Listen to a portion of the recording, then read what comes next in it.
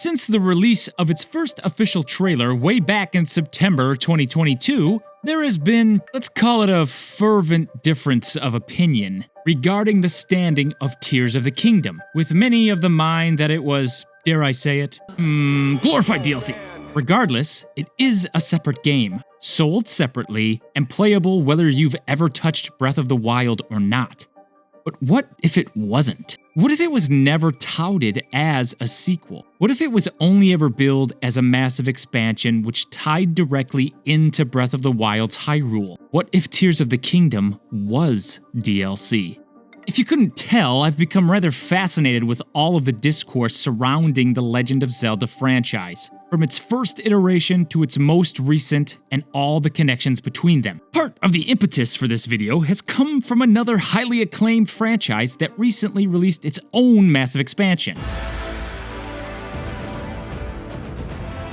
It got me wondering if this would have been a better direction for Nintendo to present Tears of the Kingdom. Let me explain myself. In the lead up to Tears of the Kingdom's release, there were two major concerns about the game. One, that reusing the overworld map would not distinguish Tears of the Kingdom enough from Breath of the Wild, making it stale or boring, and two, as a consequence of this, Tears of the Kingdom was nothing more than $70 DLC. You can even plot out the spikes in Tears of the Kingdom DLC searches with each subsequent trailer and gameplay footage release, with the biggest spike hovering around the game's release. This wasn't helped by the fact that Nintendo themselves stated that Tears of the Kingdom had, in fact, begun as DLC, but eventually became so big they just decided to make a new game out of it. Now, I'm not interested in the technical or financial discussions about why Nintendo made this decision. It is very reasonable to assume that given the Switch's limitations and Nintendo's pocketbooks, that the easiest and most economical option was to make a new game. Pack it up, video over! You can see how there's no intrigue there.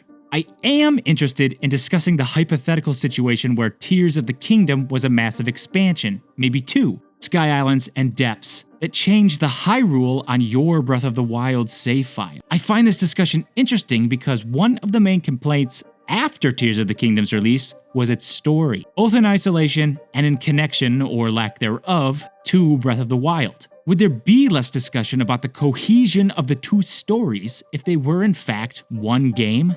Or is the problem greater than this? Consider this for a moment.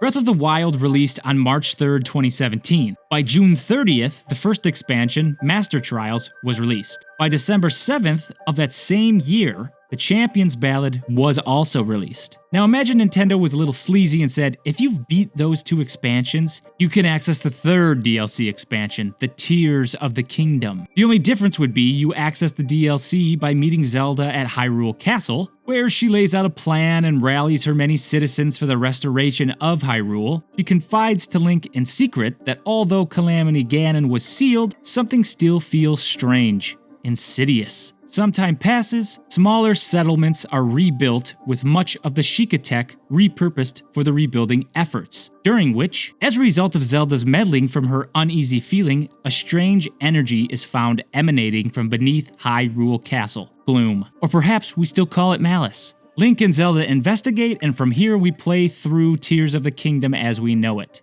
Now some would be right to argue, why do the two stories need to connect? Majora's Mask has almost nothing to do with Ocarina of Time, and you may be right, but what makes this case special is that this is the first time in the Zelda franchise where a direct sequel takes place both in the same overworld, unlike Hyrule and Ocarina of Time and Termina in Majora's Mask, and is released directly after its predecessor, unlike A Link to the Past and A Link Between Worlds.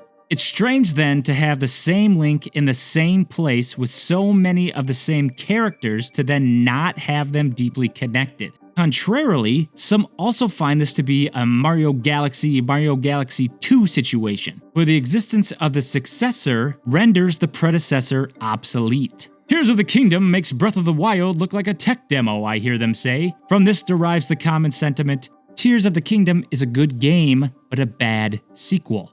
Do I think simply packaging Tears of the Kingdom as a giant DLC expansion would make things seem more cohesive? It's hard to say. I think we could imply a lot of connections between the two games for the simple fact that they exist in the same world on the same game file, although this may compound other criticisms further. Would it be even more painstakingly similar to collect the tears the same way we collected the memories?